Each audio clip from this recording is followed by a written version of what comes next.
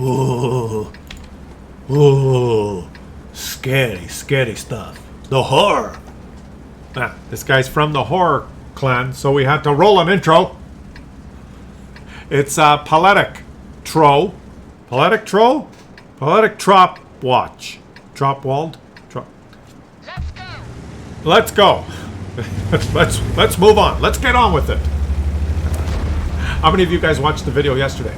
Oh, and shout out to you guys. Welcome. I hope you're having a fantastic day. Welcome back. Did you guys watch the video yesterday? And if you did, were you disgusted? If you haven't watched yesterday's video, you should. And answer the question, do you feel disgusted after watching that? And what happened? This rhinoceronte has evaporated because there's an EBR on the enemy team who spotted, and he has an EBR on his team who didn't. So the question now is, are you disgusted? Just really, I won't, no spoilers. You got to watch yesterday's video because it was an unorthodox play of a platoon of 2 Object 279Es, which a lot of people legitimately, if those players were on their team, would be very frustrated and possibly disgusted. And I mentioned in yesterday's video that we would be featuring a Chieftain today, which is another tank that a lot of people are pissed off when they have to face. And this is probably one of the best maps for a Chieftain because you can get hull down on the hill here. And the enemy team as a counterpart has a Rhinoceronte and a VZ55. And maybe to balance things, the Rhinoceronte on this team is already dead. Because this team has a camping scout, a wheeled vehicle who parked in the bushes, and the enemy team has a wheeled vehicle who's probably driven around and spotted quite a few people. I'm very surprised that the Char Futur took such an aggressive position. Look at the Char Futur on their team.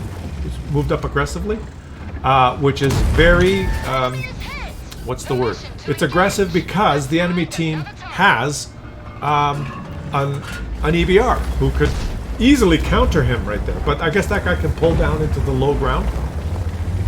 Very dangerous position for the Char Futur, knowing that there's an EBR on the enemy team. I mean, when you see your EBR, look, their EBR is at J4, like behind.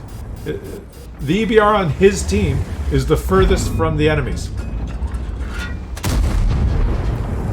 The EBR on his team is in his base. Their EBR is capping their own base. And it's 3 minutes into the game, so, you know, he's probably a very a skilled player. And that's the difference between a Rhinoceronte and a Chieftain here. So, let's watch this game and then let me know at the end of the game whether you are disgusted. Like, in a map like this that rewards hold down play, especially on the hill here, right? The hill is kind of the most important part of the map, and you need to be hull down, and probably the best hull down tank in the game is the Chieftain. And so of course the matchmaker will put the Chieftain on one team and no Chieftain on the enemy team. They got a VZ55 that's not very good hull down, and a Rhinoceronte, which I guess it's okay, but it's not that good. So Wargaming, what are you thinking? Why don't you fix the matchmaker? Why don't you, in situations like this, I don't think it's legitimately balanced. I think that the matchmaker should be a little bit more sophisticated and a little bit more intelligent, and just make some easy little computations. Some maps really reward hull down play, and so you know what the tanks that have the best hull downness, Super Conquer, Chieftain, etc., etc. You know which ones they are. It's not a mystery. And maybe consider that, because the matchmaker does consider what tanks to select, so maybe it should consider what tanks to select.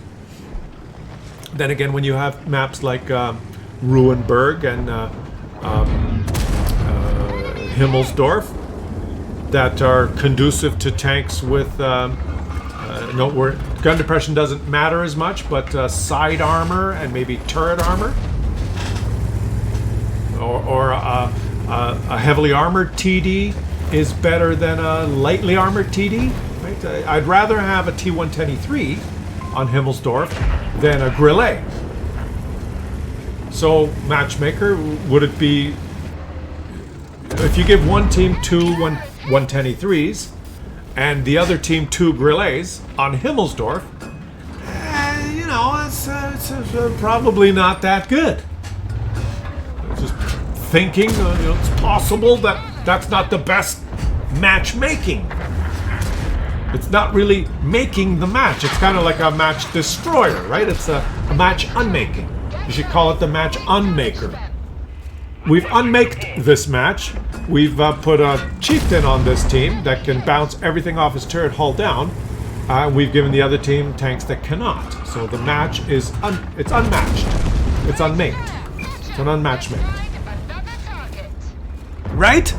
I mean, it's not rocket science, wargaming. It's just common sense.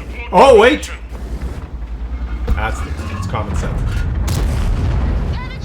So now we know the answer. It is, and this T95 is doing what he has to do. He had to get there to shoot the lower. He couldn't just keep bouncing off his turret, so he's exposed himself. Maybe he'll get 2 shots. Maybe no, he won't. Maybe he will. Maybe. You need to. Oh, he hit the track wheel. He could have taken another 750. Shout out to you, T95. You're the only one on your team that's tried. And of course, he doesn't have the gun depression to be able to just riddled full of holes now. So I guess we should call this video the match. Not the match. What's the opposite of maker? Breaker. The match breaker. If you don't make something, you break it. Damn, I'm gonna have to pause this. Make. It's a verb. The opposite of make is destroy or lose. It's the match loser. It's perfect. The match loser. Wargaming, you don't have a match maker. You have a match loser. You've programmed a match loser. It's on the Webster Dictionary. I didn't make it up. It's true. That's what it is. I've been racking my brain for years trying to figure out what it is, and that's what it is. Wargaming has a programmed match loser, which controls the game. The match loser picks the teams. Wargaming's match loser picks the teams. That could be the title of the video.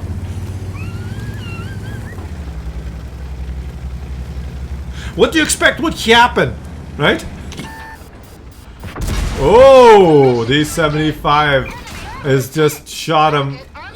Oh, he got hit by the leopard. The E75 was just an HE shot. He's surrounded now. I guess you're gonna die. Maybe not, because the leopard exploded, and the E75 is.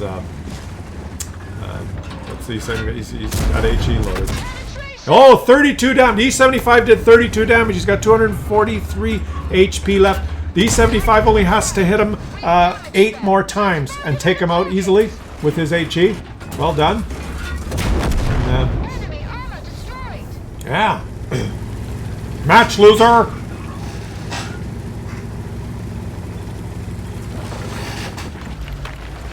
Let me write that down so I don't forget. Match loser. Moving in to support you. Thanks. Picks team.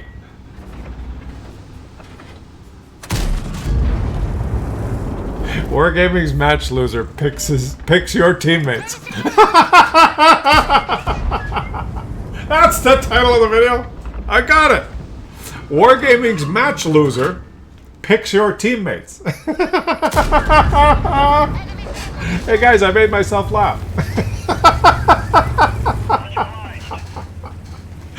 You know why it's funny? Do you know why it's funny? If you're not laughing, you have no sense of humor.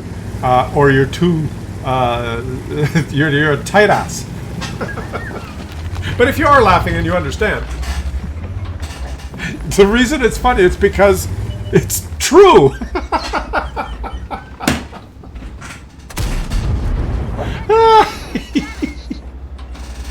It's true. We figured it out. We figured out the secret of World of Tanks. And all we needed to do was fire up Webster's dictionary. Leave some comments. Let me know, guys. Do you agree? Let me ask you right now. Subscribe to the channel. Help the channel keep growing. Aren't we having fun together? Don't you want to be notified of the next video, which will be tomorrow at the same time? So this guy, not to take anything away from you, Potluck, or whatever the hell your name is, he's got over 11,000 damage, so I mean, he does know what he's doing. I'm not saying he doesn't know what he's doing. I'm just... He's having one of the best Chieftain games played this patch. Oh, good thing you didn't explode. I've seen some people try and come off the cliff there and explode, but he did it correctly. He went to the right spot. And his teammates are exploding. How much more damage can he do? Boom! Oh, there's the enemy EBR, who was maybe in that bush. Maybe he was in that bush. He spotted the Rinoceronte crossing at the beginning, and he sat in that bush the whole game. It's possible. His teammates aren't moving up.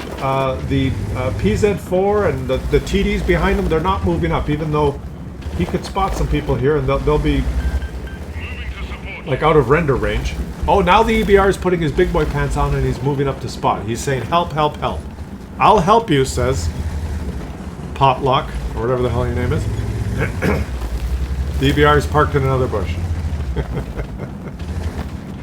The EBR can travel at 90 kilometers an hour, but he decided not to. And he does not want to take a risk here now because he's a one-shot. So he can't go spot. He's done his share. He's helped his team enough so far. He needs someone with some cojones to go and take it to one foot of the team and get lit, but lit them at the same time. And oh, there's the VZ-55. That's good to know. The VZ-55 is not at his last known position. So that's good. He could probably take him out. Why don't you take out the VZ-55? You can put your central marker on him. Oh, your teammates took him out. Your teammates just keep exploding. This is getting a little precarious. They were winning by 6,000 HP, and now they're only winning by 2,700 HP. And the STRV is saying, just go, I'm going. The STRV might be... Okay, he spotted someone, and now this guy has to get in position. He has to... There, put your central marker on him, let him have it. And the STRV picks up 1,000 spotting assist. You know, he had the balls. This PZ4 should go. You want 2,000 spotting assist, PZ4? All you have to do is press your W key. Guys, remember that at the end of the game, when you're in a position like this.